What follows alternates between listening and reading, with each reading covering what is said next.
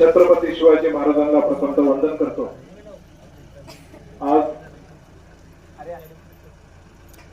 एक दुःखद घटना, एक आदिवासी विभागाचे आपले नेते जे आदरणीय शरद पवार साहेबांना आयुष्यभर पवार साहेबांना साथ दिली, वल्लभशेठ बेनके साहेबांना साथ दिली आणि राष्ट्रवादी काँग्रेस पक्षाची नाळ कधी तुटून दिली नाही। आणि या राज्यामध्ये एक पवार साहेबांनी निष्ठावंत सखा म्हणून पुरस्कार दिले होते। त्यात आपल्या तालुक्यातल्या काही मंडळींना दिले, त्याच्यामध्ये या परिसरात बागाड साहेबांना दिलं होतं आणि संभाजी अण्णा लोटेला दिला।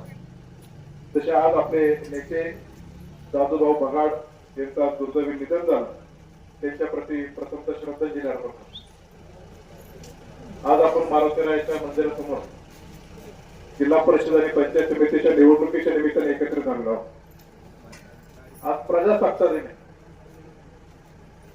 देशाच्या सीमेवरती ज्यांनी स्वातंत्र्य मिळवून देण्यासाठी बलिदान दिलं, अशा वीरांच्या प्रती नमन करणारा दिवस। देशाने जे डॉक्टर बाबासाहेब आंबेडकरांनी जे संविधान दिले, अशा संविधानाचा दिन म्हणून हा साजरा करणारा हा आजचा दिवस आहे। संविधान दिन नोव्हेंबर मध्ये असतो, पण आज त्याची खरं अंमल झाली म्हणून हा प्रजासत्ताक दिन आहे। देशामध्ये स्वातंत्र्य मिळाल्यानंतर प्रत्येकाला स्वातंत्र्य, अधिकार, हक्क आणि त्याचबरोबर जबाबदारी दिली आहे, म्हणून जेणे त्याने त्याची जबाबदारी पाळली गेली पाहिजे। हे जे संविधान आहे हे देशाचं कायद्याचं पुस्तक आहे, त्यानुसार सर्वांना तो अधिकार प्राप्त झाला आहे। आणि आज अशा या शुभ दिनी, प्रजासत्ताक दिनाच्या शुभ दिनी प्रचाराला सुरुवात होती आहे आणि ती कोणाच्या? सीमेवरच्या जवानाच्या पत्नीच्या। म्हणून या गटामध्ये मी तर असंच म्हणेल की संपूर्ण जो प्रचार आहे एक सीमेवरचा जवान आणि शेतकऱ्यांची सेवा करणारी आपली सोनाबाई, म्हणून जय जवान जय किसान हा जो नारा आहे हा संपूर्ण प्रचाराच्या दरम्यान 5 तारखेपर्यंत आपल्याला दिला पाहिजे। आणि खऱ्या अर्थाने या दाभाडे परिवार त्यांचं कौतुक करावं तेवढं आहे। उलट त्यांना उमेदवारी देण्यामध्ये सर्व राष्ट्रवादी काँग्रेस पक्ष, Republican Party of India, Shivsena पक्ष, आम्हाला सर्वांना सोनाबाईला उमेदवार केलं हे आमच्या दृष्टीने अत्यंत अभिमानाची गोष्ट आहे। दुसरे आपले उमेदवार विशेषतः आज अजून एक योगायोग आहे। आज अंकुश आंबलेंचा वाढदिवस आहे। कितवा वाढदिवस आहे? 64वा वाढदिवस आहे। म्हणजे आयुष्याचे अजून त्यांचे 37 वर्ष राहिलेले आहेत। 101 पर्यंत अंकुश शेठ त्यांचं आयुष्यमान जगणार हे मला माहित आहे। आणि त्यांची तब्येत, ऊर्जा आणि राष्ट्रवादी काँग्रेस पक्षाची तडक ही त्यांच्या 101व्या वयापर्यंत होईल काय, बरोबर आहे ना? राहील अशा त्यांना शुभेच्छा।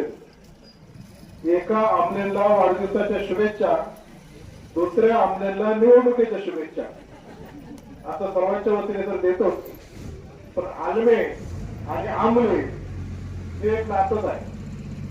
जसं आलमे आणि बेनके नातं आहे, हे काही वेगळं तुम्हाला कोणाला काय सांगायची गरज नाही, काय ऋषी? म्हणून हे प्रेमाची सगळी मंडळी काय करते नाही। हो संगीताताई, बरोबर आहे का नाही? म्हणून आपण सर्वजण एक कुटुंबाचे माणसं आहे। आणि तुम्हाला आम्ही म्हणायचं घराला मानते हे काही वेगळं नाही, घरातले माणसं आहे। आणि घरातल्या माणसांनी सर्वांनीच, ठीक आहे, आता प्रत्येक गावात गटतट असतात, थोडेसे पक्ष पार्ट्या असतात, नाही असं नाही, पण सगळ्यांनी एकत्र येऊन या 2 उमेदवारांच्या पाठीमागे उभं राहण्याचा जो चंग घातला, मी तुमचं सगळ्यांचं मनपूर्वक आभार मानतो। आणि चांगल्या प्रकारचं मतदान वल्लभशेठ बेनके साहेबांच्या या आलमे गावातून चांगल्या प्रकारे करावं एवढीच विनंती करतो। आणि एक वचन देतो तुम्हाला, सोनाबाई दाभाडे जिल्हा परिषदच्या सदस्य झाल्यानंतर त्यांच्या जिल्हा परिषदचा पहिला निधी या मारुतीरायाच्या मंदिराचं नवनिर्माण करण्यासाठी दिला जाईल, हा एवढं वचन मी तुम्हाला आमच्या या 3 पक्षाच्या वतीने देतो। आणि माझे 2 शब्द संपवतो। जय हिंद, जय महाराष्ट्र, जय शिवराय।